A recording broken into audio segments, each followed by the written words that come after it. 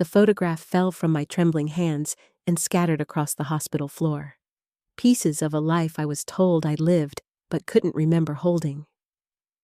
My cardiologist, Dr. Stio Nunez, stood across from me with that expression doctors wear when they're about to tell you something that rewrites everything. The fluorescent lights hummed overhead. My chest felt tight, though the EKG had just come back normal.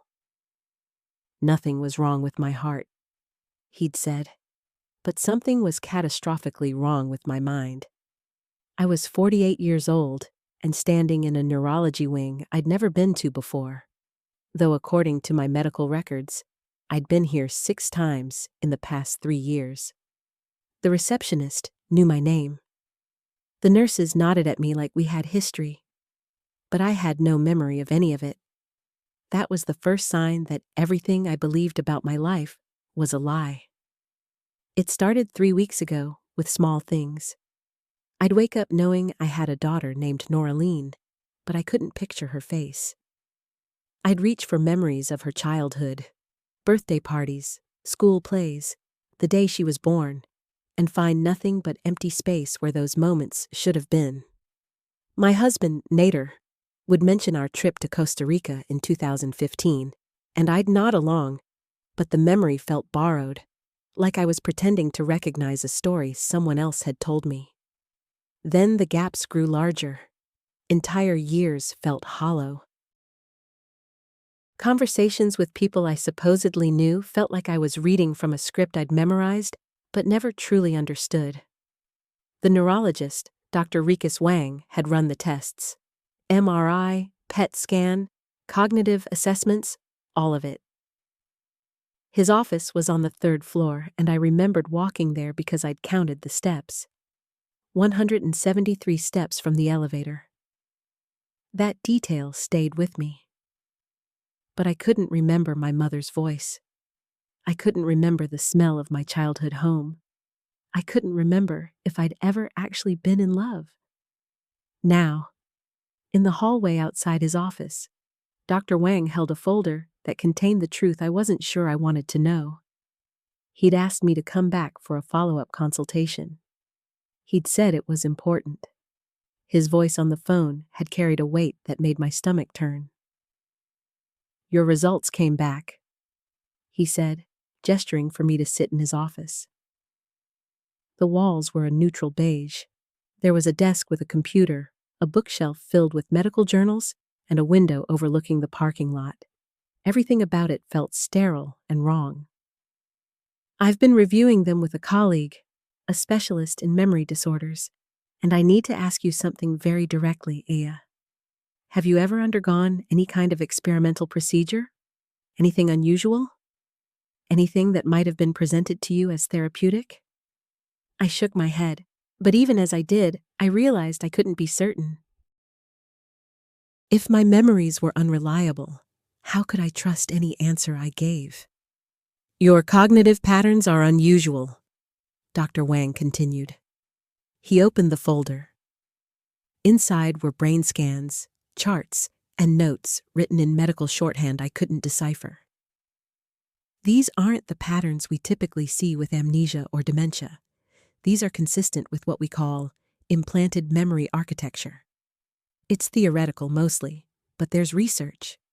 Very cutting-edge research. The kind that's been done in clinical trials. The kind that's sometimes done without full informed consent." The room tilted slightly. I gripped the armrest of the chair. "What are you saying?" My voice sounded small. "I'm saying that the memories you have, the ones you experience as real and vivid, may not be your actual memories. They may have been constructed, implanted, and the real memories, the ones from your actual life, may have been suppressed or overwritten." I stood up. I needed to move. My body knew something was wrong before my mind could fully process it. I walked to the window and looked down at the parking lot. My car was down there somewhere, a silver Honda Civic that I supposedly owned. But did I? Had I ever driven it? Or was that memory implanted too? "How is that possible?" I asked. There's a procedure, Dr. Wang said carefully. It's called mnemonic reconstruction therapy. It was developed about 15 years ago by a neuroscientist named Ethic Brewer. Officially, it's used to help trauma victims by replacing traumatic memories with constructed positive ones. But there are rumors, documented cases actually, of it being used for other purposes: corporate espionage, witness manipulation, identity replacement. I turned back to face him. Are you suggesting someone did this to me intentionally? I'm suggesting that your cognitive patterns match the profiles of people who have undergone this procedure, and I'm suggesting that you need to find out who had access to you and why. That's when everything changed. That's when I stopped being a woman with memory problems and started being a woman who needed to uncover the truth about her own existence. I left the hospital and drove home on autopilot. The route was familiar, but I couldn't remember learning it. Traffic lights, turn signals, the weight of the steering wheel in my hands, all of it felt like I was performing the role of someone who knew how to drive. My house appeared after 30 minutes. A 2-story colonial with white shutters and a brick chimney. I'd lived here for supposedly 12 years. Nader was inside, working in his study. I could hear the faint sound of his keyboard through the closed door. Instead of going to him, I went to the basement. I don't know why. Some instinct told me that if there were answers, they'd be hidden in a place that wasn't immediately visible. The basement was finished. Beige carpet, wood paneling, a bar on one wall. But in the corner, behind a stack of storage boxes, I found something that made my breath catch. A filing cabinet, metal, old-fashioned, the kind people use to hide things they don't want found easily. The first drawer was locked, but the second one opened. Inside were documents, medical records, consent forms, photographs. The first photograph showed me, but younger, maybe 35. I was in a hospital gown, and there was a device on my head that looked like something from science fiction. Electrodes, wires, something designed to access the brain. The date on the back of the photograph was written in faded ink. June 15th, 2009. I was 23 years old in 2009. I should have been in graduate school. I should have been living in an apartment with roommates. I should have been working as a teaching assistant at the university. But the photograph showed me in a medical facility, and the consent form next to it was signed by my name in handwriting that looked like mine but felt foreign. Subject Aya Armstrong, age 23, voluntary participant in mnemonic reconstruction therapy trial. Procedure: complete memory overwrite with constructed identity matrix. Duration: 6 weeks. Expected outcome: full integration of new memory construct with no awareness of previous identity. My hands shook as I read the words. Voluntary. I was told I was a voluntary participant, but I had no memory of volunteering. I had no memory of the procedure. I had no memory of who I was before this. I heard footsteps on the basement stairs. Nader appeared at the bottom, his face shifting from casual curiosity to something darker when he saw what I was holding. Aya, he said quietly, put that down. What is this? I held up the consent form. What did you do to me? He descended the rest of the stairs slowly, deliberately. There was no panic in his movements, no shock. He looked like a man who had been expecting this conversation for a very long time. I did what was necessary, he said, to keep you safe, to give you a better life. By erasing who I was? By saving you from who you were. He reached for the document, but I stepped back. You were in trouble, Aya. Real trouble. The kind of trouble that doesn't go away. The kind of trouble that gets you killed. I backed toward the stairs, the filing cabinet documents clutched against my chest. Who was I? Before this? Tell me. Nader's expression hardened. That person doesn't exist anymore, and she can't exist again. If she does, people will come looking for her. And when they find her, they'll find you, and they'll take you. Do you understand?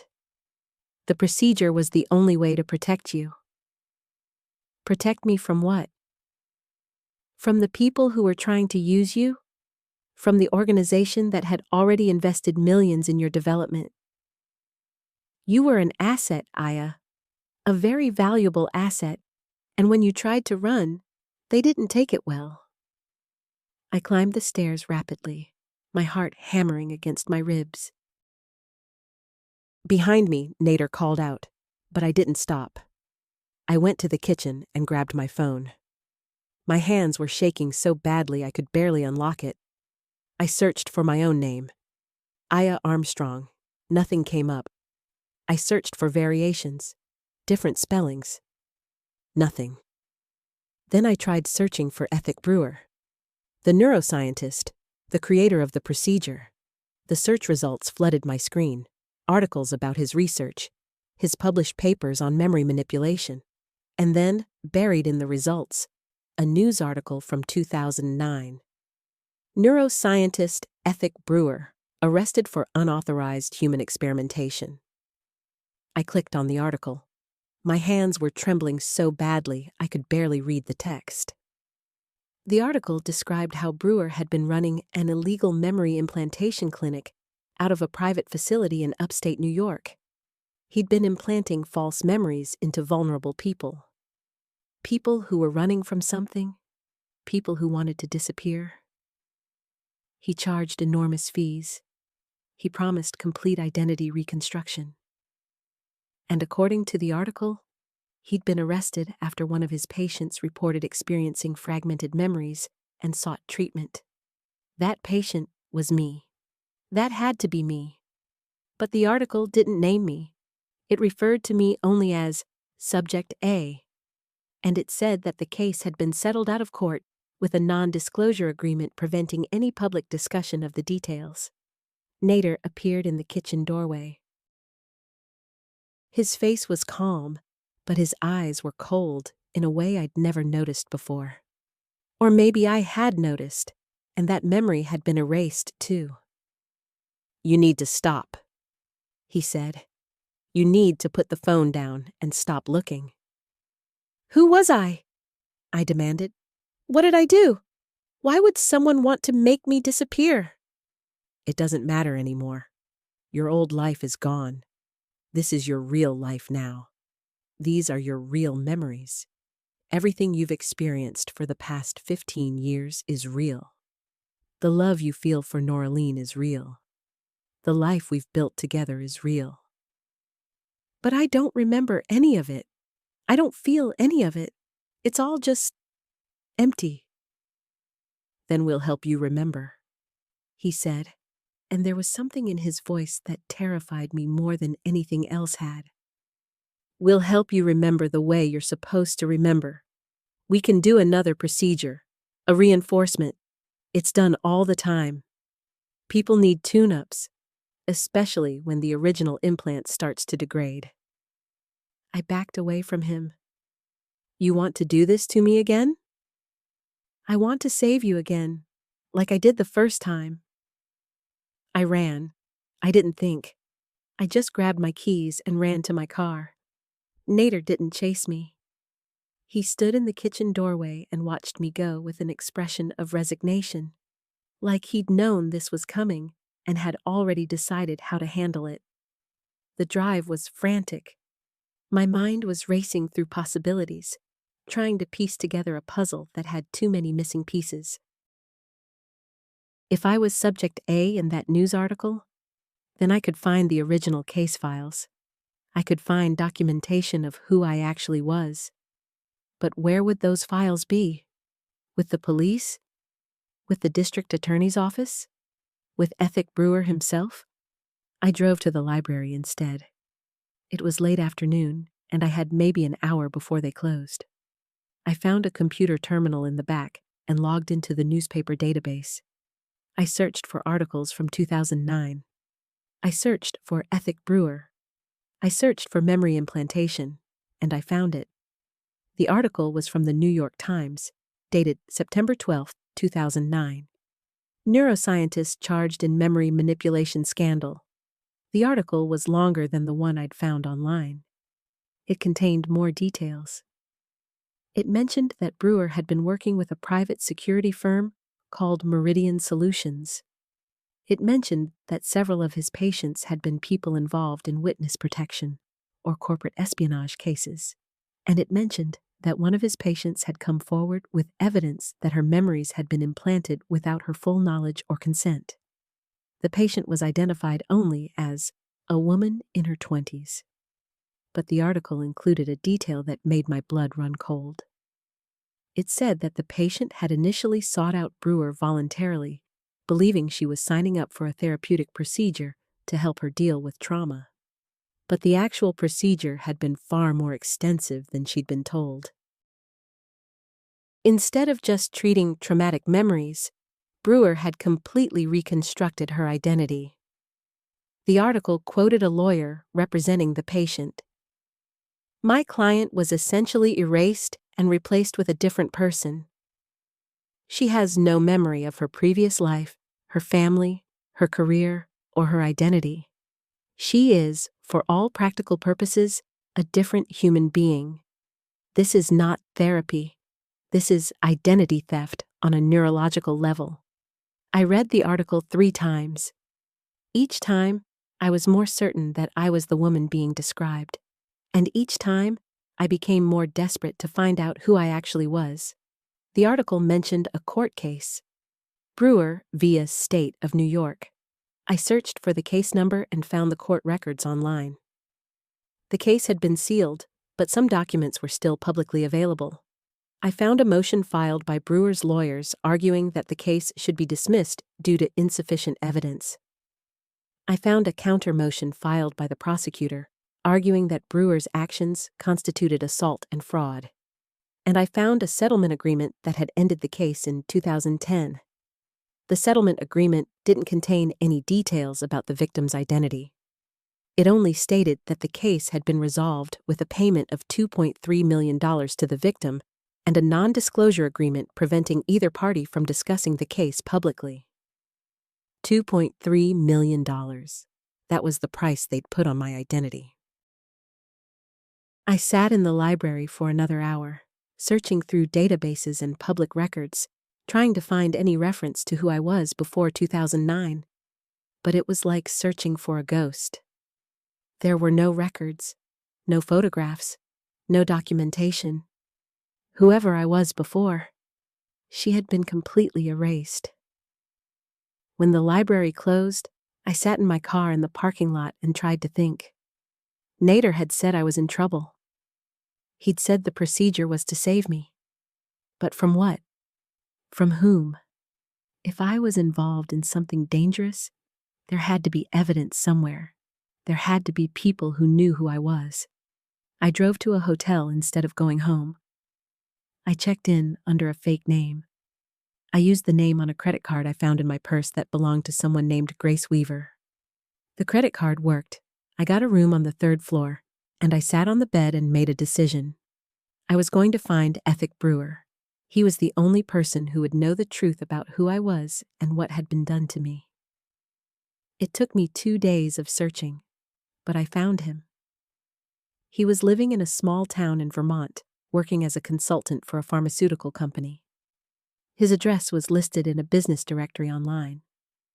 I drove through the night, arriving at his house just after dawn. It was a small cottage set back from the road, surrounded by trees. Brewer was in the yard, tending to a garden. He was older now. The photographs online were from 2009, and he'd aged significantly. His hair was gray, and his face was lined. He didn't recognize me at first. He just saw a woman walking up his driveway and looked confused. "I need to talk to you," I said, "about what you did to me, about who I was." His face went pale. He set down his gardening tools slowly. "You shouldn't be here," he said. "It's not safe for you to be here." "Why?" What's going to happen if I'm here? The people who paid for your reconstruction, they have people watching. They monitor the case files. If you start asking questions, they'll know. And they'll take action. Who are they? Who paid for this? Brewer looked around, as if he expected to see someone watching from the trees. Then he gestured for me to follow him inside. His house was cluttered with books and papers. There were photographs on the walls, pictures of him with colleagues, pictures of his family, pictures of a life that seemed normal and ordinary. But there was something unsettling about the way his hands shook as he poured me coffee in the kitchen. You were involved in something, he said. Something big, something that powerful people wanted to keep quiet. You were going to expose them. You had evidence, documents, names, and they couldn't let that happen. What kind of evidence? What kind of names? I don't know the details. You didn't tell me. You just came to me and said you needed to disappear. You said your life was in danger. You said you needed to become someone else, and you had the money to make it happen. $2.3 million. That's what you paid me. I felt the room spin slightly. I paid you? I had $2.3 million? You had access to it. You said it was from a settlement, from something that had happened to you. You said you were using it to buy yourself a new life, a safe life. But I don't remember any of this. Of course you don't. That was the whole point. You wanted to forget. You wanted to erase everything. You wanted to become someone new, someone without a past, someone without enemies, and I gave you that. I created a complete new identity matrix, new memories, new personality traits, new history. I made you into Aya Armstrong, and I made you believe that you'd always been Aya Armstrong. I stood up and walked to the window. Outside, the garden was beautiful. Flowers blooming, vegetables growing in neat rows. It looked like the garden of someone who had found peace. But there was no peace here. There was only the remnants of a terrible secret. I need you to tell me who I was, I said. I need you to tell me my real name. Brewer didn't answer immediately. He sat at the kitchen table and put his head in his hands. When he finally spoke, his voice was barely above a whisper. Your real name was Vialine Ramirez. You were a financial analyst for a company called Meridian Solutions. You discovered that they were engaged in money laundering for organized crime. You were going to go to the FBI with the evidence, but they found out. They tried to kill you. You barely escaped. And you came to me because you knew that dying was the only way to stay alive. You had to become someone else, someone they couldn't find, someone they couldn't touch. Vialine Ramirez. The name meant nothing to me. It was just a collection of sounds. But as he said it, something stirred in the back of my mind. Not a memory exactly, but an echo of a memory, a feeling, a sense of who I might have been. What happened to them? I asked. What happened to Meridian Solutions? They went under in 2012. The FBI eventually got enough evidence to prosecute. Several executives were convicted of money laundering and racketeering. But the people at the top, the ones who really ran things, they disappeared. They have money. They have resources. And they never forgot about you. How do you know that? Because they've contacted me. Several times over the years. They wanted to know if you were still alive, if your memory reconstruction was holding, if you remembered anything about what you'd seen. I told them no. I told them the procedure was completely successful. I told them you had no memory of your previous life and no way to access the evidence you'd gathered. But they don't believe me. They never really believed me. They just wanted to make sure you stayed buried. I felt cold. The coffee in my hands was growing cold too. I set it down on the counter. If I remember now, if I start asking questions, they'll come for me, I said. Yes, that's why you need to stop now. You need to go back to your life. You need to forget this conversation. You need to be Aya Armstrong and nothing else. But I can't do that. I can't unknow this. I can't go back to pretending that my life is real when I know it isn't. Brewer looked at me with something that might have been pity. Then you're in danger, and so is anyone close to you. I thought about Noraline, my daughter. Except she wasn't my daughter. She was the daughter of Aya Armstrong, not Violine Ramirez. She was part of the constructed identity, part of the false life. But she was real. She existed. She had her own life, her own memories, her own future. And if Meridian Solutions found out that I was alive and remembering, they might use her to get to me. I left Brewer's house and drove back toward the city. My mind was racing with possibilities and dangers. I needed to find the evidence that Violine Ramirez had gathered. If it still existed, if it was still accessible, it might be my only leverage against Meridian Solutions. It might be the only thing that could protect me and the people I cared about. But where would that evidence be?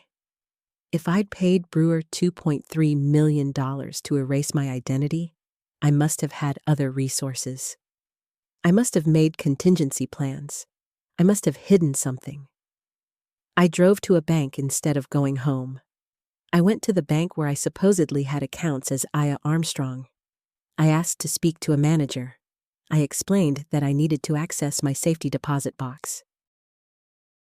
The manager looked at my ID, checked the computer, and led me to the vault. The box was registered to Aya Armstrong, but there was a note in the file. It said that there was also a secondary access code that had been set up in 2009. A code that would allow access to the box if the primary account holder was unable to provide identification. My hands shook as I provided the secondary code. The manager retrieved the box and led me to a private room. Inside were documents, bank statements, property deeds, and a USB drive. I opened the USB drive on the bank's computer. It contained files, hundreds of files, financial records, emails, photographs, names and dates and amounts of money. It was all there, everything that Violine Ramirez had gathered before she disappeared. I copied the files onto a flash drive that I'd brought with me.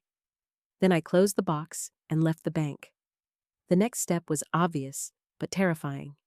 I needed to go to the FBI. I needed to turn over the evidence.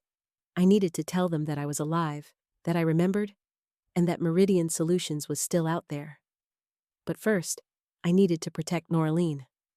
I drove to her apartment. She was living in the city, working as a graphic designer. According to my implanted memories, we had a close relationship. We talked regularly. We had lunch together. We were a real mother and daughter. But my memories felt hollow, like I was remembering lines from a script I'd memorized. When she opened the door, I saw her face, and something in me broke. She was real. She existed. And she was looking at me with love and concern because I was her mother. Even if that relationship was built on a lie, even if I wasn't really her mother, she was still real. "Mom?" she said. "What's wrong? You look terrible." "I need to talk to you about something," I said. "And I need you to listen very carefully and not ask too many questions." We sat in her apartment, and I told her everything. I told her about the implanted memories. I told her about Violine Ramirez. I told her about Meridian Solutions and the danger that was coming. I told her that she needed to leave the city, that she needed to go somewhere safe, that she needed to disappear for a while. She didn't believe me at first. She thought I was having some kind of mental breakdown. But when I showed her the documents, when I showed her the USB drive, When I explained what I'd found, she understood. "What are you going to do?" she asked. "I'm going to the FBI. I'm going to give them the evidence, and I'm going to hope that it's enough to stop them." "They'll come after you." "I know, but I can't live this lie anymore. I can't pretend to be someone I'm not. I can't let them keep getting away with this." Noraline grabbed my hand. In that moment, she wasn't the daughter of an implanted identity. She was just a woman who cared about her mother and was terrified of losing her. "Promise me you'll be careful," she said. "I promise." I left her apartment and drove to the FBI field office downtown. I walked in and asked to speak to someone in white-collar crime. I told them I had information about Meridian Solutions. I told them I had evidence of money laundering and organized crime connections. I told them I was willing to testify. The agent who interviewed me was a woman named Uwana Austin. She was in her 50s, with sharp eyes and a skeptical expression. She listened to my story without interrupting. When I finished, she leaned back in her chair and studied me. "You're saying that you were the subject of an illegal memory implantation procedure?" she asked. "Yes." "And you have evidence that Meridian Solutions was involved in organized crime?" "Yes, it's all on this drive." I handed her the flash drive. She took it and plugged it into her computer. As she scrolled through the files, her expression changed. Her skepticism faded, replaced by something more serious. "This is good," she said quietly.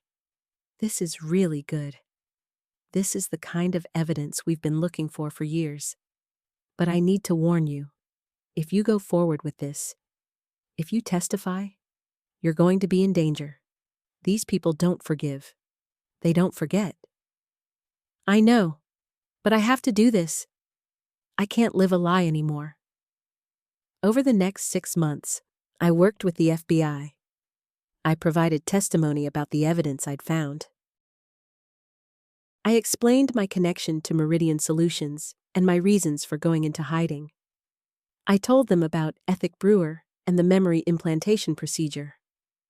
I became a witness in a major case against the organization's remaining leadership.